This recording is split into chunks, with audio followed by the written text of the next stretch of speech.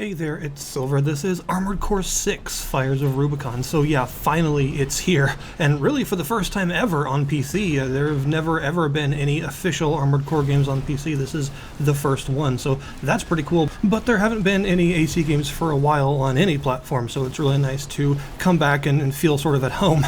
So for people that have never played one of these, Armored Core is a mech customization game where you customize your own giant Armored Core and send it on various missions. And usually the missions involve things like destroying specific targets or getting to certain parts of the map and facing off against like emplacements and maybe some boss fights here and there. There's usually quite a bit of variety in terms of the overall mission structure, but it is a mission-based game, right? This is not like an open world game or anything. You go on a mission, you sortie a mission, and then you're put into a specific map for that mission. Some of them are pretty small, some of them are surprisingly large, but once the mission is over, you go back to base and then start a new one. So yeah, if you're expecting like a sort of giant world to explore or something, this is not that kind of game. This is entirely mission-based. And another thing to understand about the series is that Armored Core has always been brutally difficult. A lot of people like to think of FromSoft's games being very difficult starting from Demon's Souls, but that's not really true. Armored Core has always been extremely hard, and in fact, the very first Armored Core game was infamous for killing people in the tutorial constantly and having people not able to actually get to the first missions of the game. And, well, they have kept that classic Armored Core difficulty in place here. This is a very hard game. In fact, it's arguably one of the hardest Armored Core games that they've made. Although, of course, a more detailed, breakdown of the difficulty is going to take a little while because people still have to get used to the controls, all of the builds, and how the bosses work and all that stuff, and maybe even some patches if things are changed in terms of, like, some regulation patches and stuff, which FromSoft does tend to do. So a final say on how hard the game is going to take a little while, but it is definitely very challenging. And, of course, one of the main draws is to actually build your AC. So how does that all work? Well, if you've played an Armored Core game before, then you're going to be right at home because it feels very familiar. You have 4 weapon slots, 1 in each hand and 1 on each shoulder, although they don't necessarily all have to be weapons. Something to note is that the left side slots for each can have utility things as well as weapons. So the right hand and right shoulder are always going to be some sort of offensive option, but the left hand and left shoulder can sometimes be other stuff. Like, for instance, maybe you have a shield on your left shoulder instead of a weapon. There are energy shields you can use now. They don't like prevent you from taking damage, but they heavily reduce the damage you take, and when you first activate them, they have this sort of burst animation they go through, and if you're able to time that burst with being contacted by an enemy projectile of some kind, then it will really heavily reduce the damage, but the window is very small.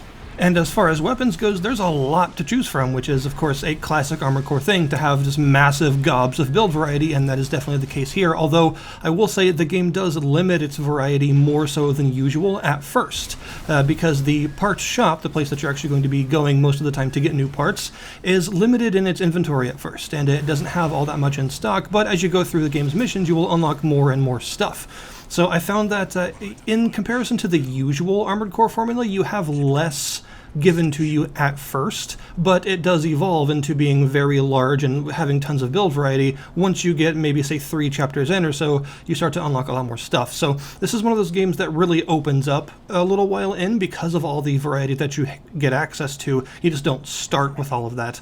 But there are various weapons to choose from. You've got, of course, your really fast-firing stuff like submachine gun style weapons, only like giant mech versions, and you can actually dual wield these, and in fact you are recommended to do so if you're going for like a really lightweight, sort of lightning striker kind of build. You can dual wield really fast-firing weapons and have a really lightweight frame, so you're just zipping all over the place like a really annoying mosquito. But you've also got all kinds of other stuff like assault rifles, which are slower firing than you might expect, as well as big cannons, grenade launchers, bazookas, some shotguns, which are very fun to use, and there are a lot of energy weapons as well, like laser, plasma, and pulse weapons. There are several different damage types in this game with different types of shielding and stuff being weak to different sorts of damage. You will know because it will actually tell you that your shots are being deflected by an enemy AC if you're using a damage type they're sort of resistant to, and you just need to close the gap and start hitting them from really close range in order to get past that deflection. Or if you're facing off against something like a pulse shield, you may want to invest in some pulse weaponry. That way you can get through it a lot faster, although you don't necessarily have to do that. It's just more efficient, and due to the way the boss fights work in this game, that is very important, but we'll get onto that later. And there are, of course, the classic arm blades as well. You do have laser blades. They actually have a bit of a combo in this game. Laser blades can actually swipe twice. A lot of them can, so you can, I don't think all of them can, but you can do like a single swipe and then jet away, or you can commit and do the double swipe, which will leave you open for a longer period of time, but does a lot more damage. And also, all blades seem to have a charged attack now as well. The charged attack has a bit of a wind up, and you can get knocked out of it if you get like slammed by a really heavy explosive or something while you're charging it up. But when it goes off, it does huge damage, and for some laser blades is actually multi-hit combo in and of itself. So I really like what they've done with the laser blades this time around. They've really made a lot of them pretty unique and really fun to use, super satisfying effects and sounds, and there's a lot of impact to the hits. And yes, if you're wondering, there is a pile bunker, because that is a classic thing that all Armored Cores have to have, and it is really satisfying to get like a big charged hit with. A lot of ballistic weapons need to be reloaded, and there's actually a reload command, so you don't have to rely on the game reloading automatically when you run out. If you would rather not run out and reload sooner, you can do that. And a lot of the energy weapons don't need to be reloaded. Some do, but a lot of them don't, and instead they have a heat gauge, and if you shoot them too many times in quick succession, they'll overheat, and it takes quite a while for them to cool down and be usable again, although a lot of energy weapons also have a charged attack.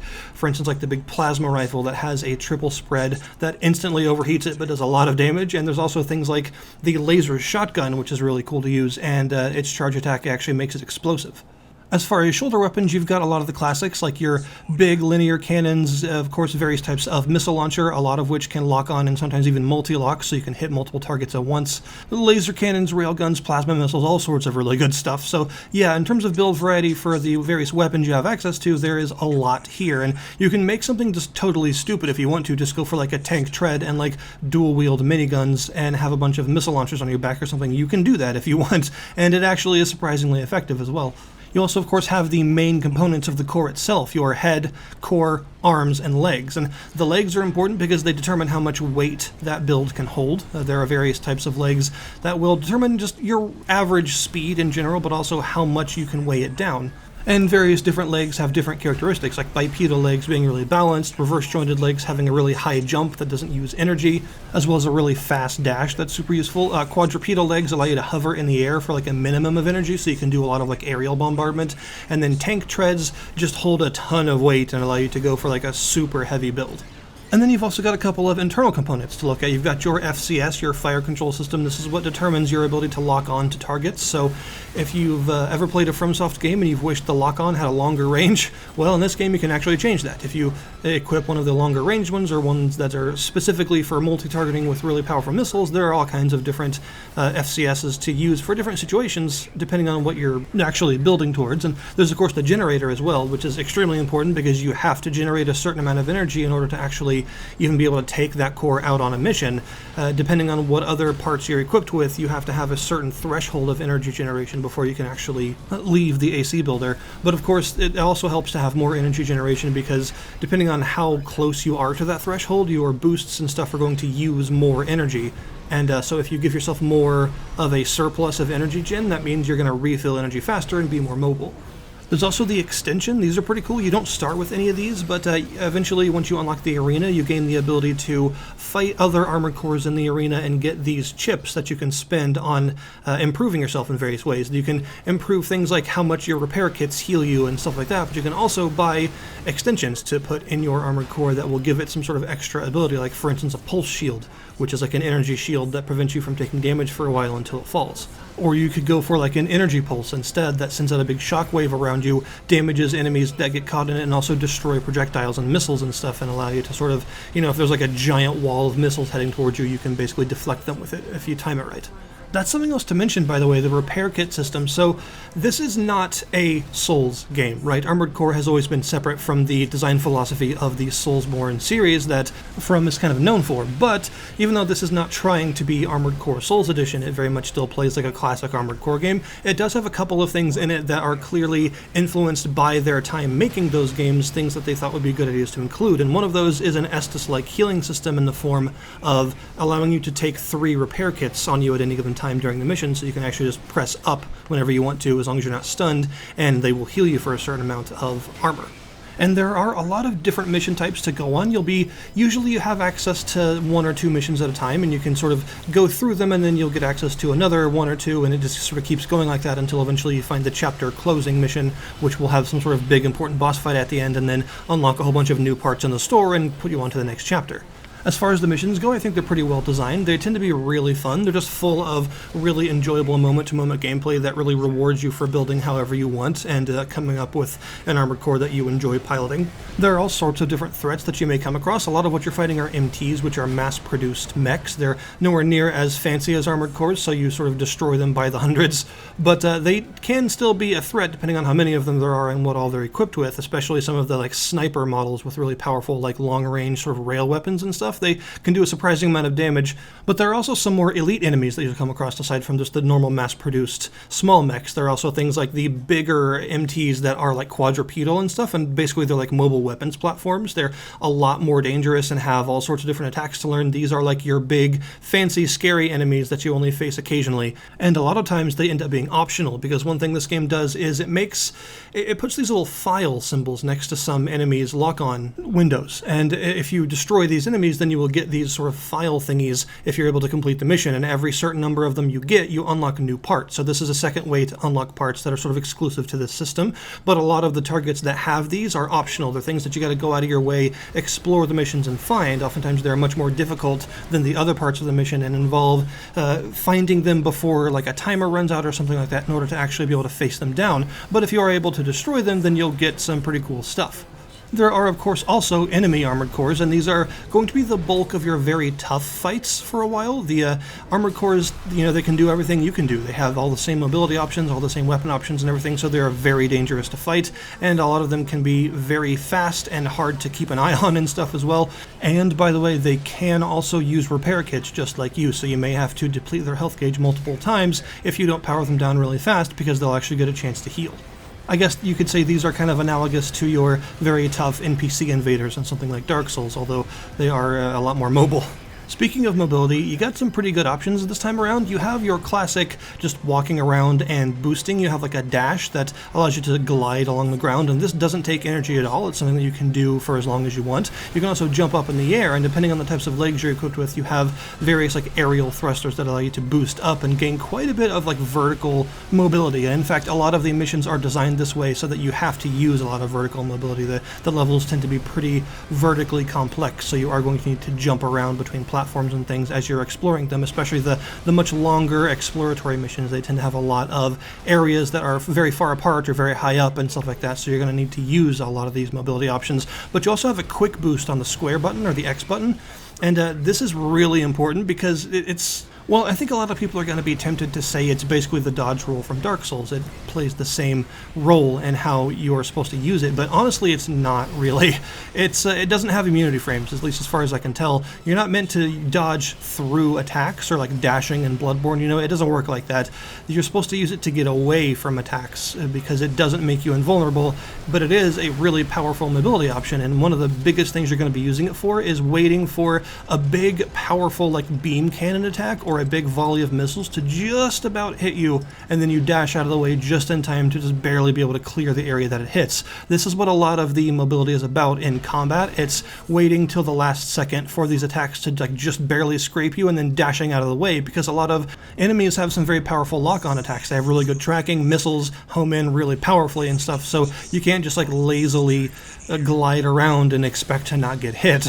Enemies will hit you very accurately even from a distance, so you're going to need to use a lot of timed boost dashes and stuff to get around a lot of the damage. If you're fighting something that it feels like the damage is unavoidable, like some of the missile salvos are so heavy that you just don't know how to avoid getting hit by them, this is what you're looking for. You're looking for the dash timings, understanding when to boost, and more importantly than that, sometimes what direction to boost. Especially when it comes to big clouds of missiles, you often want to boost forward, you want to boost through the cloud so that right before it closes around you, you're able to just barely get free of it. You also have the Assault Mode Dash, which is really cool. This is something that was, I want to say it was introduced in Armored Core 3, but it was called Overboost at the time, and it was something that only some cores could actually do. But in this case, it's default. It's something that everyone can do. You just click in the left stick and you dash forward at a super high speed. It uses energy very efficiently and allows you to close a lot of space very quickly. Also, if you tilt the left stick, left and right, you can do barrel rolls that actually cover a lot of horizontal ground and allow you to get out of the way of like incoming rail shots and stuff. Don't underestimate the usefulness of this skill. Don't forget that you can do it because it is actually useful in battle. It's not just a traversal skill that's good for covering like large gaps of the level. It's also good to use in certain situations during a battle. And also it adds extra impact to your attacks. You can actually fire your weapons while you're boosting like this, and they do more stagger damage to enemies when they hit. Oh yeah, I should also probably mention that the game has a stagger system. It's got these stability gauges at the sort of top crescent moon shape of the lock-on window, and that just simply depletes by taking damage, and the more heavy impacts of damage they take, the faster it depletes, and once it completely empties out, they get stunned for a minute, they take huge amounts of increased damage, and oftentimes they can't act for a little while. They'll eventually recover and be able to act, but it'll still stay empty for a bit, increasing the damage they take for longer. So it's absolutely key, especially to the enemy armored core and boss fights, to understand how to efficiently fill up this gauge and stagger break them. You need to do this. You will not be winning the fights if you aren't consistently able to do this, because that's just how the combat works. It's built around staggering enemies and then delivering big hits of damage while they're stunned. But I think the thing that people want to hear about the most is the boss fights, because yeah, the boss fights in this game are interesting. They are a difficulty spike. They're not just a difficulty spike, they're like a difficulty skyscraper. Basically, the boss fights are drastically more difficult than the missions. The missions can get hard, especially with some of the larger enemies you're facing and some of the enemy ACs and stuff. The overall mission combat can become challenging. It's just that the boss fights are something else entirely. The boss fights in this game can be like blindingly difficult. There are some people that couldn't get past the first mission because the first mission boss is actually that hard. Honestly, in my opinion, the first mission boss isn't that difficult, but only once it clicks for you. Once it clicks for you, you'll be able to down him pretty fast, but until then, it will seem very hard. And the main thing when I say it clicks for you, what I basically mean is the controls. You have to get used to the controls. You have to understand how to efficiently pilot the build that you've created and not have any dead time in your reaching from button to button. You're basically going to occasionally contort your hand into strange arthritic positions just trying to play this game, because that's how the controls work. It's a good control scheme. It's a good modernized version of the Armored Core control scheme. It's just that because of the speed of everything, you may find yourself pressing buttons in strange ways. Like, for instance, I recommend that you get used to pressing the L1 and R1 buttons with your thumb. And I know it sounds really weird to say that. It sounds odd to think about lifting up your entire palm and stretching your thumb up across the whole controller, but it is genuinely a useful skill to have in certain scenarios, especially if you're using a lot of like charged energy weapons and stuff. If you've played an AC game before, you probably know what I'm talking about. But yeah, as far as the boss fights go, they are very cool. They're definitely a spectacle. They're often really interesting, well-animated machine designs that are super complex and really fun to see, but they are just insanely hard sometimes. Although, funnily enough, despite how unforgiving the game can be in terms of its mechanics, it is very forgiving in one specific way, and that's that it has checkpoints. This is something that the earlier Armored Core games did not usually do. If you died to a really hard fight at the end of a mission, you had to replay the entire mission to get a second chance at it, but in this game, there are often frequent checkpoints so that a death doesn't set you back that far and allows you to continue with full resources from that point on. Another thing to mention, by the way, that kind of might help people understand what's expected of them in the really hard boss fights, you can change your Armored Core around in the respawn menu. So before you load from a checkpoint, you can change what your core is equipped with. This is because you are expected to sometimes want to change mid-mission. You know, that was something that wasn't possible in any of the previous Armored Core games. Whatever build you entered the mission with, that's the build that you stayed with until either you quit the mission and restarted it with something else, or you completed the mission and you couldn't change it in the middle. But in this game you can. You can browse through all of your unlocked and purchased parts on the death screen and rejig yourself however you want before you respawn for another chance. So, in my opinion at least, this particular Armored Core is more than any of the others in the series based around not just going for a specific build that you want to play, but having a lot of parts unlocked so that you could construct several builds on the fly to best deal with whatever challenge is currently in front of you. If you're able to pass 90% of a mission very easily with your chosen build, but that last 10% boss fight is like just insanely hard and you can't beat it, then there's nothing wrong with doing most of the mission with your favorite build and then thinking, okay, I need more mobility, I need more energy weapon damage, and then changing it up for that boss fight and then being able to actually complete it by switching it up mid-mission. That's something that you sometimes have to do. In fact, that's how I beat Baltius, who was a very hard boss at the end of Chapter 1. I did most of the mission with my sort of favored build, and then I ended up changing the legs and generator and stuff around for the boss fight in order to give myself like maximum mobility to be able to avoid his absurd missile spam, and it turns out that worked. As soon as I did 3 attempts with my normal build and I just failed every time. I changed it up, and then that attempt, the 4th one, was the one that I got him down. So I would say my best tip for new players of this game, embrace the build variety. Just embrace all the parts, try all the things, and see what you like, and then have a bunch of other things available so that if you want or need to change out, you have a good pool of parts to choose from to adapt your strategy on the fly.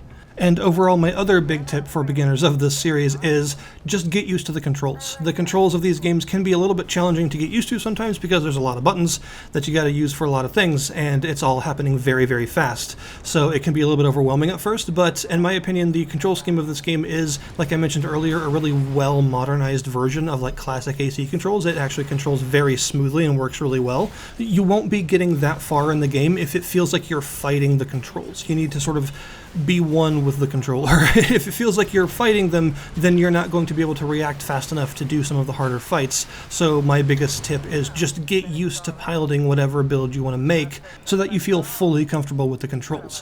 One last thing I want to mention about the game is the sound design. The sound design is really good. The music has some really standout aspects to it, but also just the general combat sounds and stuff really good. A lot of the weapon sound effects, especially like the firing of heavy cannons, the very metallic kind of thunderous sound that they produce, and the clanking of all the machine parts going together as it reloads and stuff. It sounds really good. They've put a lot of effort into making the ACs sound like these big heavy machines, and I think it makes the overall soundscape of the game really nice to listen to. Also, one last thing, you wouldn't necessarily expect a game about big stompy robots to have like a good story, but there's some really interesting stuff going on here with the story. It is definitely a story of mystery. You're given not a lot of background on what's actually happening and who you actually are as a character, and you're sort of finding everything out slowly by listening to all the various calls and mission briefings and all that stuff. It's giving you greater context for the world and for who you are and for what people think you are and all that kind of stuff. And then some really weird stuff starts to happen after you get to the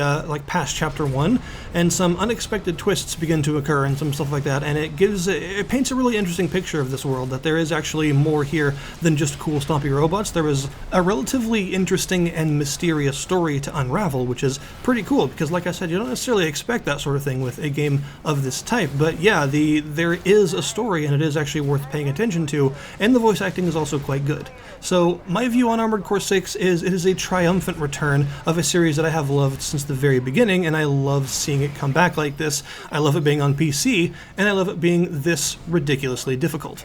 I'm really glad that it's back, and it's been a blast to play through so far, and I'm not quite finished with it yet, so I'm going to keep going and probably do a whole bunch of extra side stuff with all the parts unlocks and, keep it going from there. And we'll see. Maybe there'll be some post-launch support for this game, maybe even a DLC. Who knows? It's kind of too early to say for now, but yeah, absolutely recommended to anyone that was ever a fan of the Armored Core series at any point in its previous iterations. And if you've never played one of these games before but enjoy mechs or just like the idea of like building a giant machine and stomping around in it, whatever you like, this does a really good job at being a cool return of a very fun series. So thank you guys very much for watching. I will put the link in the description below this video to the Steam store page so that you can go and check the game out yourselves, and I'll see you guys next time.